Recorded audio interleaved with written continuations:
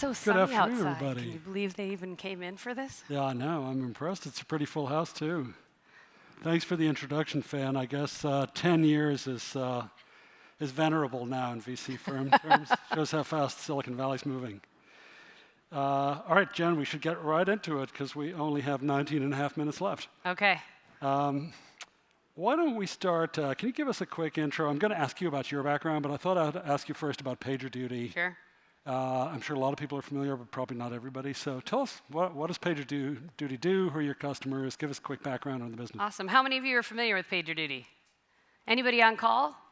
All right. We got a couple of users in the audience. That's great. And if you need to take a page, be our guest. So PagerDuty is a platform that helps developers and increasingly modern employees detect and orchestrate work, manage and respond to issues or opportunities that are unplanned, unpredictable, but business or mission critical. And it was essentially started by 3 co-founders, Andrew, Alex, and Bhaskar, who were students together in the computer science program at Waterloo University in Toronto. They had interned together at Amazon, in the .com side of Amazon, and had been sent on call early in their careers there and found it to be miserable. They were literally woken up all hours of the day and night with things breaking that they had no understanding of, no concept of, and it was all very manual. Every time a new incident would appear, they would have to figure it out, try and figure out who in the organization they needed from an expertise perspective, and they thought, surely there's some way to bring this together and automate it, and that was the start of PagerDuty 10 years ago. Our success was built on having a very simple solution for a very painful problem that not only affects businesses, because imagine if you're an e-commerce company or you're an entertainment company, your consumers have come to your web app or your mobile app to get an amazing service and it doesn't go well, you can't transact your shopping cart, etc. That consumer gives up on you. They give you about 3 minutes or less and then they give up on you and they usually don't come back. And yet you've spent hundreds or thousands of dollars to get that audience to your app, to your brand and the customer experience that you were hoping to provide. For developers who now are on the front lines of the customer experience because they're increasingly building these brand experiences and they are responsible for ensuring that all of the infrastructure, cloud environments, systems and processes work perfectly so that that experience happens just the way you imagined it, all of that's out of their control. So when something does go wrong, it usually starts to impact the bottom line very quickly. We've increasingly moved from being a simple product that's very scalable and highly resilient to being a platform that starts to help people across an enterprise use software to detect issues or real-time opportunities, to orchestrate cross-functional teams across geographies and divisions within a business, to get to solving a problem before the end consumer actually feels that problem. So moving from resolving things better to predicting and preventing challenges from happening. And likewise, if an unplanned or unpredictable opportunity pops up within the business, also capitalizing on that more quickly as well. Give us a few examples of customers. Oh, we have a lot of awesome customers who I get very excited with. Yesterday, we were at Fox Studios, 21st Century Fox, which was recently acquired by Disney as a customer. But we're in the Fox Theater. And here we are in the Fox Theater, so how fitting. The Gap is another great customer, and the Gap leverages us not just within their IT organization, but throughout store ops. And we get really excited when someone from the Gap calls us and tells us that back to school and Christmas, Black Friday, Cyber Monday went without a hitch because of PagerDuty. So there's also a lot of planning and strategy involved in ensuring that you can manage the unplanned and unstructured work very effectively. Great, thank you. Let's talk about you a bit before we go back to PagerDuty. You joined PagerDuty in 2016, coming up on 4 years. 4 years this summer. Yeah, my senior year in high school. Before you joined, you had a really interesting career, which was one of the things that attracted us to you as the ideal CEO for the company. Tell us a bit about your background, how you got here. I think you're an icon for CEOs in general and female CEOs. Yeah, so my background is a little non-traditional. I have a liberal arts degree from the University of Michigan, where I went to school with financial support. I then worked for Procter & Gamble for several years in kind of classic consumer marketing, branding, and sales. I spent a lot of time within the retail channel scraping gum off the shelves of illustrious things like dairy coolers to try and sell Sunny Delight. And at the time, the web was kind of becoming a thing. And I thought, I want to be part of this thing that I think could be transformational. But back then, it was just sort of this online billboard. It was like we took everything we did in the analog world and pasted it on the web and waited to see what would happen. So I went to work for a late-stage supply chain automation software company, which was a kind of weird jump to go from consumer marketing and branding to supply chain. But what I loved about supply chain, kind of similar to what I love about PagerDuty and infrastructure, is you start with a problem that has a fixed cost associated with it. You start to automate and innovate on every step in that process. And now from innovation to in the customer's hands, costs less, delivers more revenue, and it's very measurable and quantifiable. And that's one of the things that I love about enterprise software, and I think one of the things that the market also appreciates about it. So I'm so glad, like 25 years later, that now enterprise is sexy again. Yeah, for some of us it was always sexy, but you're right, it's back in fashion. As I said, you joined us in 2016. Yeah. A quick bit of background on hiring Jen. Andreessen Horowitz, we did the Series A round for PagerDuty back in 2013, the beginning of 2013, so 7 years ago now.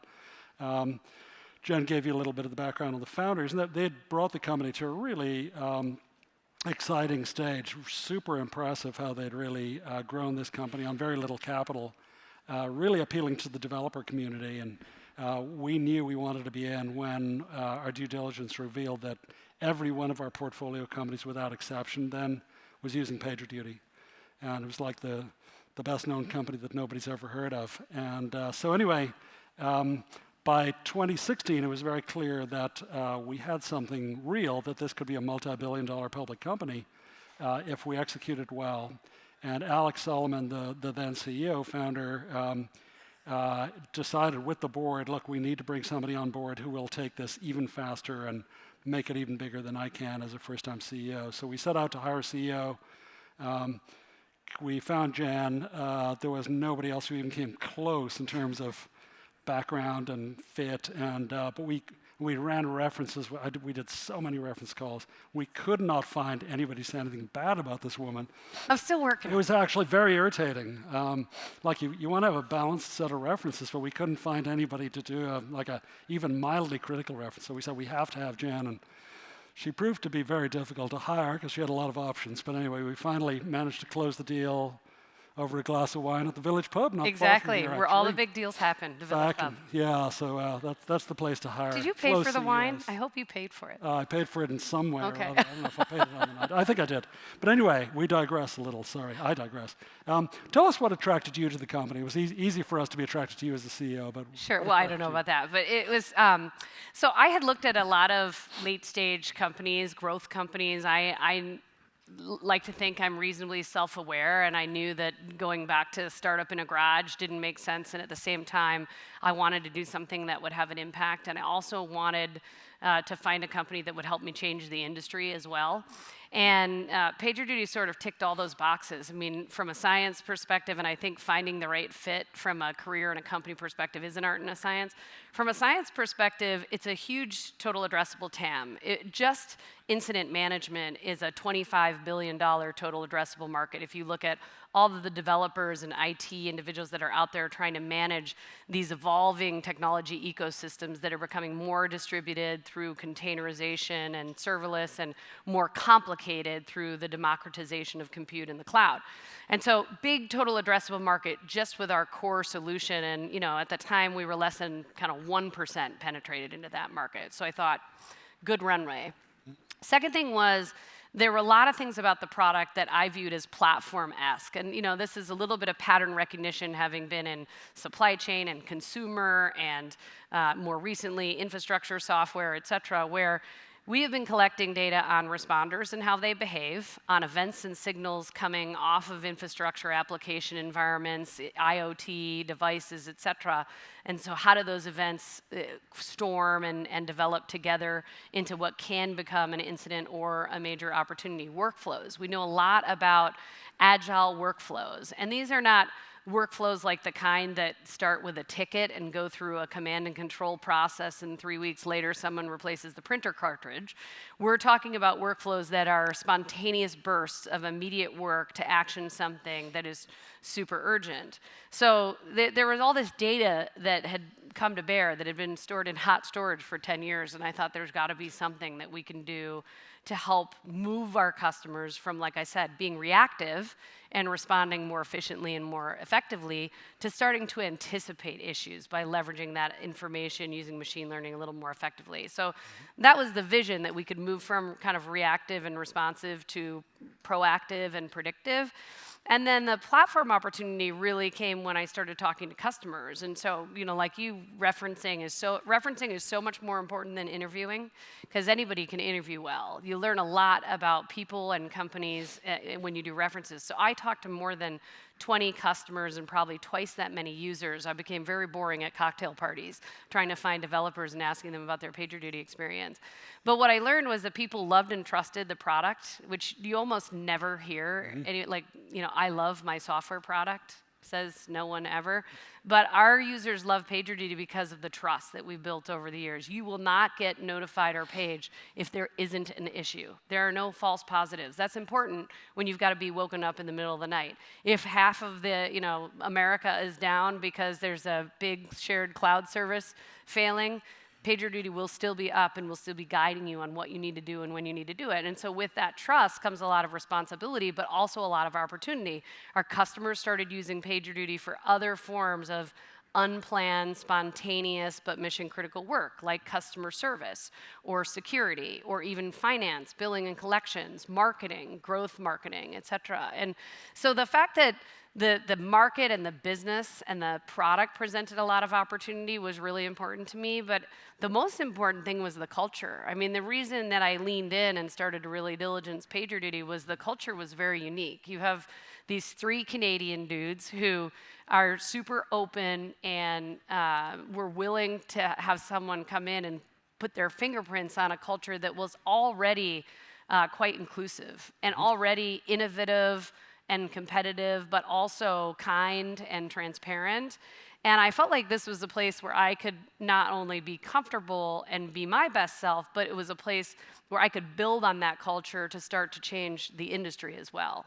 And anybody who tells you culture is not important has never run a business, because culture is a strategic imperative to success, whether it's what your customers expect from you or how your employees engage with you, et cetera. So that culture has evolved over the years, but it started with this very strong kernel that came from our co-founders that I just can't understate how important that was. And the last thing was that Alex was ready. Alex, was the co-founder that was running the business at the time, and being a founder and having someone quote unquote take over leading your business is a little bit like putting your baby up for adoption and sticking around to watch someone else parent it. It's not fun. And so, you've got to go into that with really eyes wide open, I guess. And Alex has been a terrific partner in that transition, giving me the autonomy to lead the business and shape the business over time, but also being a confidant and an advisor, and not letting me trip or stumble or get confused by data that I'm seeing. He's our historian. And he's also fantastic with customers. He's out in the field more than half the time now, advocating and evangelizing within our customer base. Beautiful. So our topic is breaking out of a niche to break into a market. So I think you've delivered really great background for that question. So you've got a really strong existing business. You've also been very focused on new products, new customer use cases, et cetera. How do you walk and chew gum at the same time? How do you dominate your market and break out of what's a large market but a niche? It's really hard, and there's a lot of risk-taking involved, because, and if any of you have read Jeffrey Moore, Crossing the Chasm, I'm a big fan of that book, because it really describes this challenge, the fact that you've got a really successful product that has tight product to market fit. We, in fact, created a category and lead that category, but we know that if we want to continue to grow the company, we had to identify Horizon 2 and Horizon 3 to drive growth. You cannot manufacture it, though. You have to start with, your customer and how people use your product and how you leverage the trust that you've engendered to find a new avenue. And so for us, it was a couple of things. One, it was adjacent products. So we already had people depending on us using our core solution, and there was a gap in the market around event management, event intelligence, and then incident sort of automation, automating the response for unplanned work. So that was the area we moved first. Then we started to see these new personas and new use cases come up, and that was sort of where we moved second. But we never lost sight of the core. So we sort of recognize what role each product plays in our customer journeys. So for instance, all of our customers start on the core product. We didn't give them the choice to start on product 3 or product 2 or product 1. That is the core PagerDuty solution is the on-ramp for the platform, and then we build on that. And that's allowed us to continue to grow that strong base through our land and expand motion, which tends to be quite viral, but at the same time then sell and attach new products and services through more of a higher touch, kind of medium to high touch go-to-market motion where we leverage our sales and growth teams. And then, as the business has grown, starting to think about accountability and ownership. So who owns which P&L? So like our product team, when we first started experimenting with new products, we immediately put goals up on the board around the percentage of our net new ARR that would come from new products. And it was something the board pays attention to. And by the way, I think you're coming up on your 30th board meeting. I was counting in my head. They've been so much fun. It was like 3.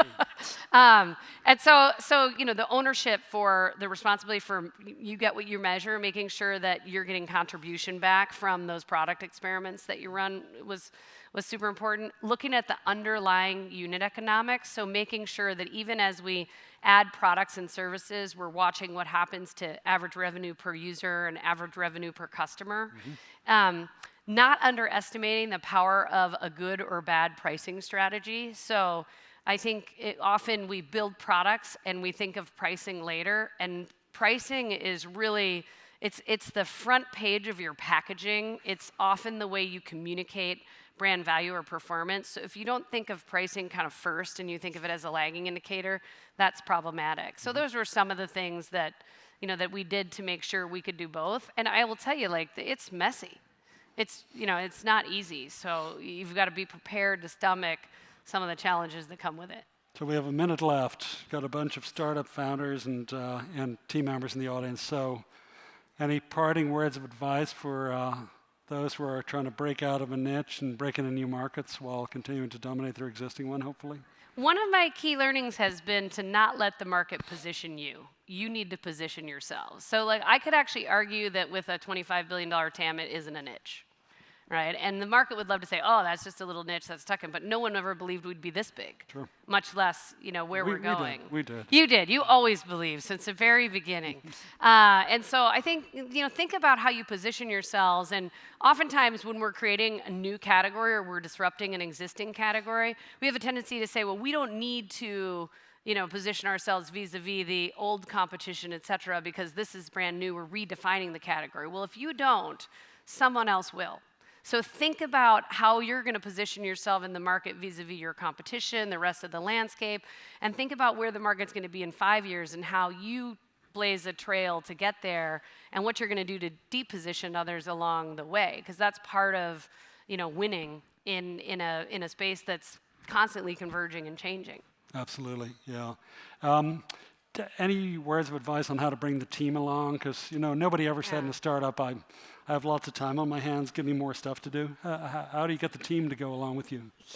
One of our values is people first, and I've learned in Silicon Valley with my organizational behavior degree that people like to talk about the technology and the widgets and the all of the bells and whistles, but at the end of the day, it's the people and how engaged your people are and how mission-driven they feel and how purposeful they see their work that is going to determine whether you succeed or fail. And I can tell you, when our people are highly engaged and they feel like they're their voice is wanted and heard, and they feel like they can impact decisions regarding their work, we perform better. And when we get away from that, or we're less focused, or we're not communicating as well as we could be, we don't perform as well. And so just never forget what it is that's actually going to make the difference for you. It's not going to be your technology. It's going to be the people who built that technology. It's going to be the people who market that technology and sell that technology. It may even be the people who manage your calendar or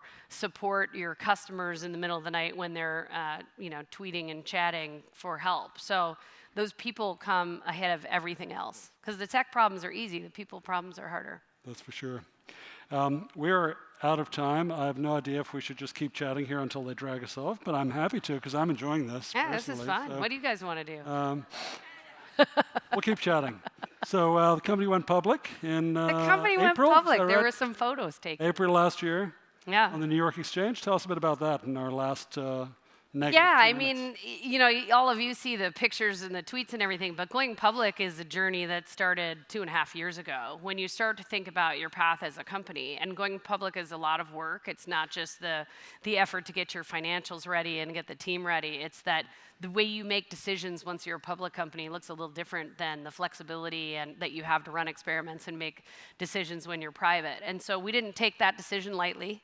We felt that going public would really help booster the PagerDuty brand. It's a silly name. Every adult that comes in contact with PagerDuty immediately tells us to change that name.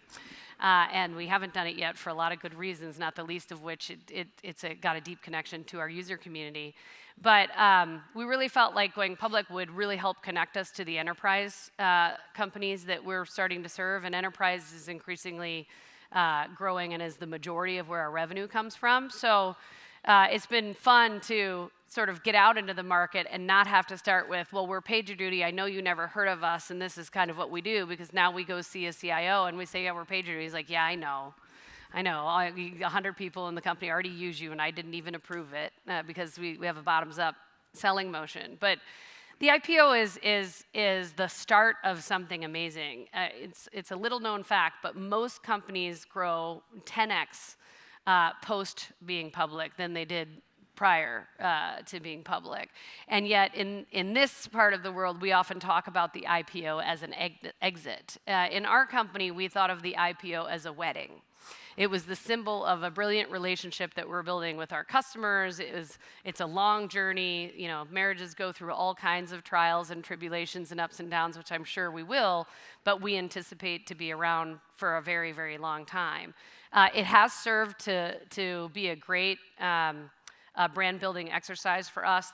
The enterprise pipeline, was strengthened by going public. Being able to be transparent about our growth and our numbers has actually been helpful for us, because people used to underestimate little old PagerDuty, and so that doesn't happen anymore. Now you have to try and stop them from, getting overly excited about it. But it's been an incredible journey, and at the same time, it's very much the same inside of PagerDuty. Our culture is still the same. The people are largely still the same.